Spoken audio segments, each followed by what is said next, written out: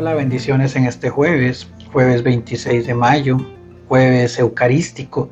Y bueno, vean qué rápido que pasa el tiempo, ya 40 días de esa noche maravillosa donde exclamábamos, Cristo ha resucitado, verdaderamente ha resucitado. En muchos lugares, pues hoy se celebra la fiesta de la Ascensión, del Señor, aunque litúrgicamente meditaremos ese misterio en las celebraciones del domingo, por lo menos acá en Costa Rica. Y qué importante es conectar esto del jueves eucarístico con lo que es el texto del Evangelio que hoy el Señor nos regala a través del apóstol San Juan. En ese punto ya final de ese discurso, de ese compartir, de ese mensaje final que Jesús tiene con sus apóstoles, Él les hace un señalamiento, les hace una observación. Les dice, en algún tiempo, dentro de poco ya no me veréis, y después estarán tristes, pero dentro de otro poco me volveréis a ver. Aquí hay que entenderlo desde tres realidades.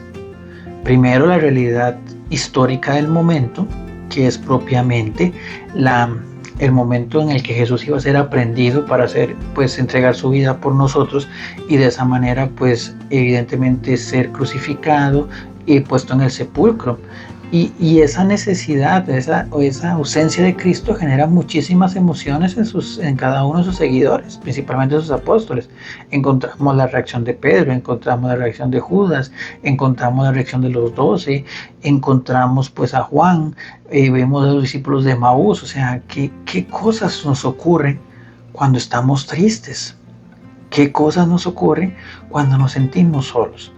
Y entonces hay momentos de furia, hay momentos de desesperación, hay momentos de ganas de huir, y a veces esas huidas se convierten en trampas muy peligrosas. ¿Cuánta gente por un momento de tristeza ha quedado víctima de la drogadicción, del alcoholismo, se ha alejado de su familia, ha perdido sus seres queridos, o ha llegado inclusive a extremos como el que lastimosamente acabamos de vivir por los medios de comunicación, que es esa masacre en Texas, donde muchas personas perdieron la vida? Y podríamos ir más allá, que es pensar, por ejemplo, todo el mundo hoy llora aquellas personas que fueron inocentemente fueron asesinadas, pero inclusive aquel que es víctima, que ha sido victimario, que está tachado como victimario, también puede haber sido una víctima, porque no sabemos los contextos, las realidades, el abandono, los sufrimientos que ese muchacho llevó y que lo llevó a tomar esta pésima decisión. Porque a veces eso ocurre y no nos damos cuenta de la necesidad de la persona que está a nuestro lado. Y eso nos lleva a la segunda realidad, o al segundo contexto de esto de ver a Jesús y no verlo, que es nuestra realidad cotidiana. ¿Cuántas veces en nuestra vida hemos tenido la sensación de que estamos solos, de que Jesús se olvidó de nosotros, de que estamos abandonados? Y al final del camino Jesús siempre ha querido estar a nuestro lado. Y el ejemplo más claro y más fuerte es propiamente la Eucaristía. Ahora bien, con todo este tema de la pandemia y con decisiones que no vamos a hacer juicios de valor si fueron o no correctas o equivocadas dentro de todo el contexto, se nos privó en algún momento de ir al templo. Y para muchos tal vez esta ausencia fue muy dolorosa, pero para muchos otros fue la puerta perfecta para dejar del todo de participar de la Eucaristía, ni siquiera ni virtual, ni presencial, ni de ninguna manera. ¿Y eso qué indica? Que verdaderamente no había una necesidad real de Jesús. Y eso es muy triste y es muy doloroso, porque cuando dejamos de tener necesidad de Jesús, el vacío quedará, porque Jesús es tan grande que llena toda nuestra vida.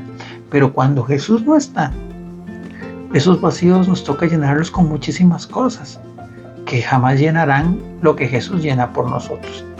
Y ahí es donde se toman esas situaciones. Ahora bien, qué triste es privarnos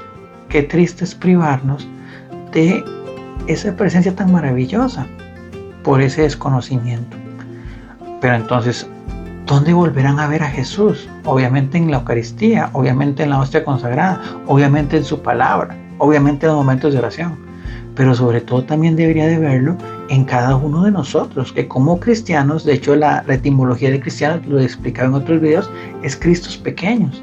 Entonces, yo debo de cristianizarme, debo de evangelizarme. ¿Para qué? Para que a través de mí esas personas que se están alejando vuelvan a ese encuentro con el Señor.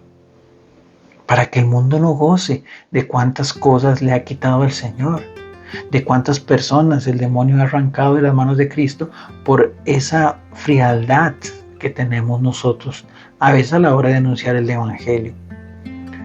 Y obviamente entendiendo también que vivimos en una carrera de resistencia, que es justamente la tercera forma de ver esta realidad de ver a Jesús y no verle, que es la parusía. Estamos conscientes de que Jesús tendrá que venir en algún momento.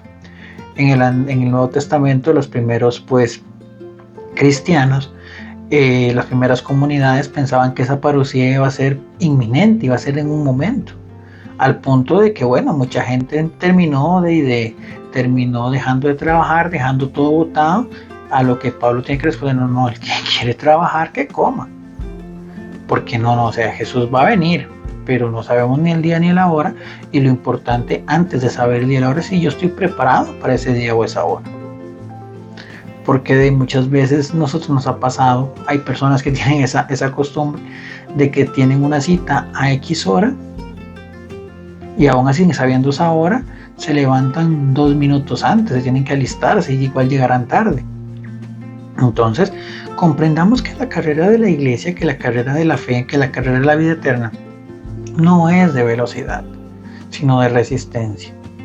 Y como toda carrera larga, como todas esas competencias tan exigentes, pues tendremos que también recurrir a ciertos puestos de asistencia, como lo es en las grandes maratones o en los triatlones o demás, un lugar donde encontraremos hidratación, alimento, algún masaje si se requiere.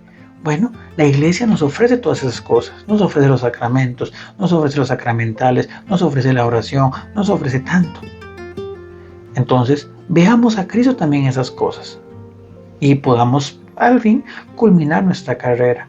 Pidámosle al Señor la gracia de verdaderamente ser portadores de su luz, de confiar que Él está siempre con nosotros y aguantar firmes hacia su segunda venida. Bendiciones.